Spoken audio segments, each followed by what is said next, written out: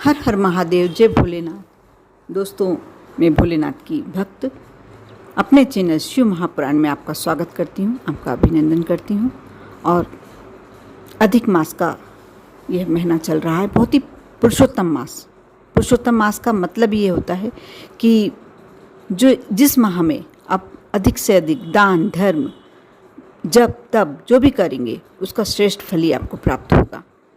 और भगवान विष्णु की, वैसे तो देखा जाए तो भगवान विष्णु की पूजन करने का ये समय होता है, लेकिन इस बार श्रावण मास का अधिक मास पड़ा है। श्रावण मास 2 श्रावण हुए हैं, तो उसमें भगवान शिव की उपासना करें, उनके परिवार की, माँ गौरा की, गणपति जी की, कार्तिकेय की, माँ अशोक सुंदरी की, जो भी आप पूजन पाठ करते हैं, जो भी आप उनके लिए छोटे छोटे कुछ उपाय करते हैं, आपके जीवन में बहुत ही श्रेष्ठ फल देते हैं। और ऐसे में पुरुषोत्तम मास का, अधिक मास की जो चतुर्थी तिथि होती है, बहुत ही श्रेष्ठ फलदायी होती है। कई महिलाएं देखा जाए तो 12 महीने की चतुर्थी का व्रत करती हैं, कई 4 करती हैं। बड़ी बड़ी जो चतुर्थियाँ होती हैं, जैसे करवा चौथ, भादों की चौथ या माही चौथ, इस प्रकार बैसाख की चौथ, ये 4 चौथ का व्रत करते हैं। कई सिर्फ एक करवा चौथ का ही व्रत करते हैं। लेकिन जो अधिक मास की चौथ होती है, चतुर्थी तिथि होती है, उसमें व्रत करने का क्योंकि 3 साल में पुरुषोत्तम मास एक बार आता है, तो इस चतुर्थी को जो व्रत रखा जाता है उसका श्रेष्ठ फल आपको प्राप्त होता है। इस बार की जो अधिक मास का महीना पड़ा है, बहुत ही श्रेष्ठ फल लेकर आया है। सर्वार्थ सिद्धि योग भी बहुत 3-4 बार सर्वार्थ सिद्धि योग पढ़े हैं, और इसमें जो भी कार्य करेंगे आप बहुत श्रेष्ठ फलदायी होंगे।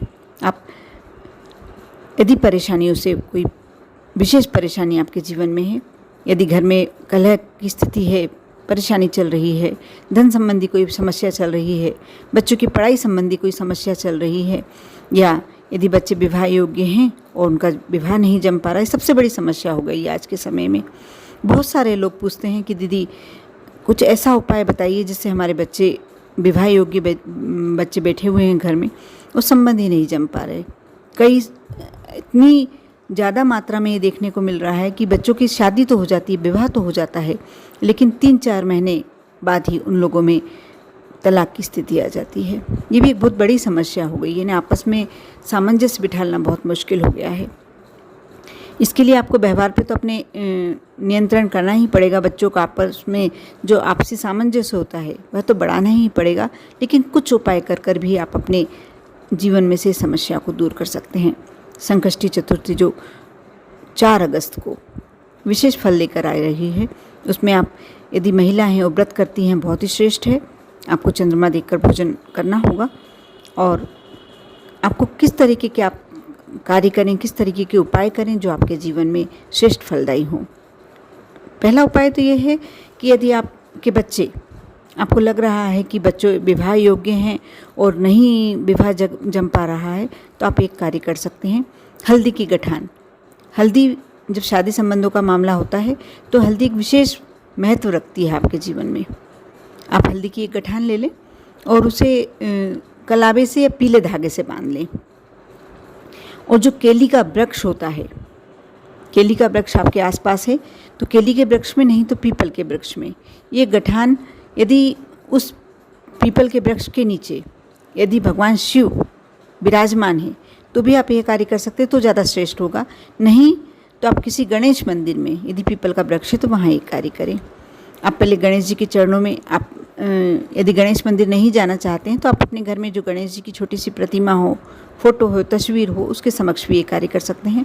आप हल्दी की गठान में पीली रंग का धागा या मोली का वो भाग होना चाहिए जो थोड़ा सा पीला रंगा हुआ हो, यानी आपको कुल मिलाकर पीले धागे वाला थोड़ा सा लपेटना है उस हल्दी के ऊपर, और उसको भगवान श्री गणेश के चरणों में समर्पित करें। आप ये घर में भी कार्य कर सकते हैं।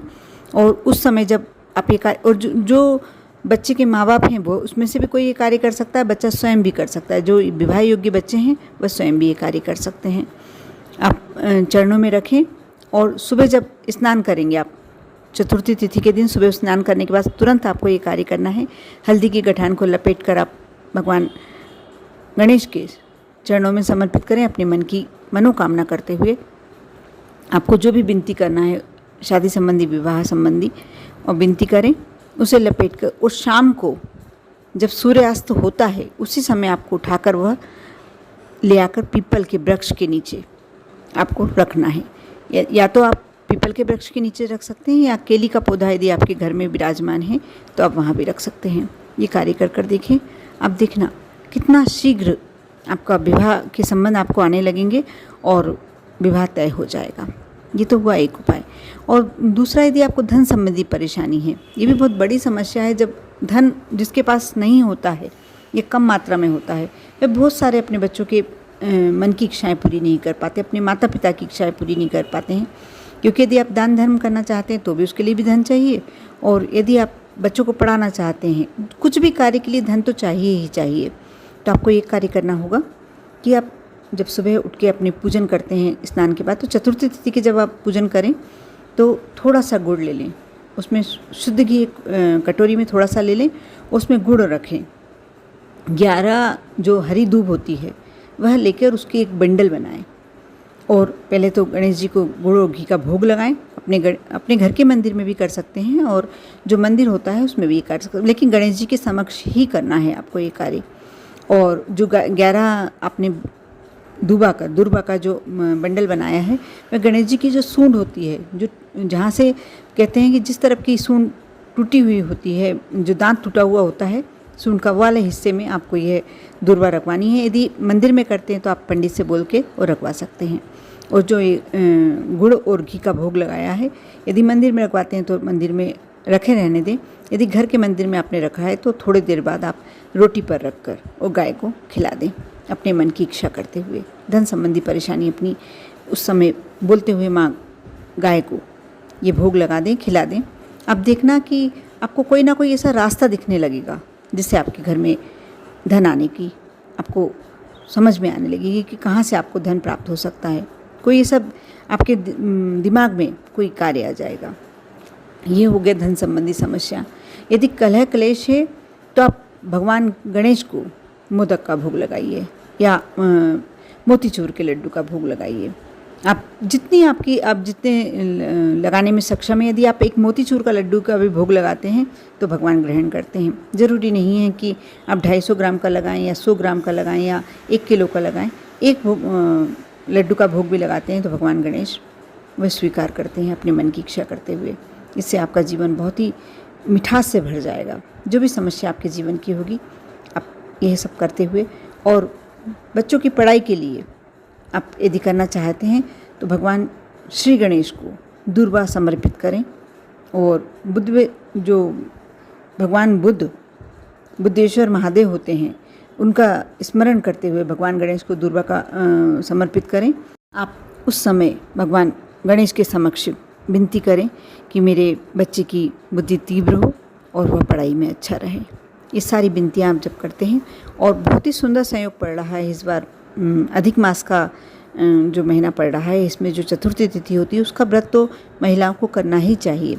जो 2 चतुर्थी के व्रत करती हैं उनको भी करना चाहिए, जो 1 चतुर्थी का व्रत करती हैं उनको भी करना चाहिए।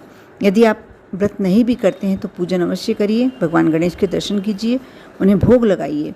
ओम गण गणपताय नमः का आप उच्चारण कीजिए, जाप कीजिए, और साथ ही कमेंट्स बॉक्स में ओम गण गणपताय नमः लिखना ना भूलें। और साथ ही यदि आप मेरे चैनल पर नए हैं तो सब्सक्राइब अवश्य करें, लाइक, यदि वीडियो पसंद आया तो लाइक भी अवश्य करें। जय श्री राम।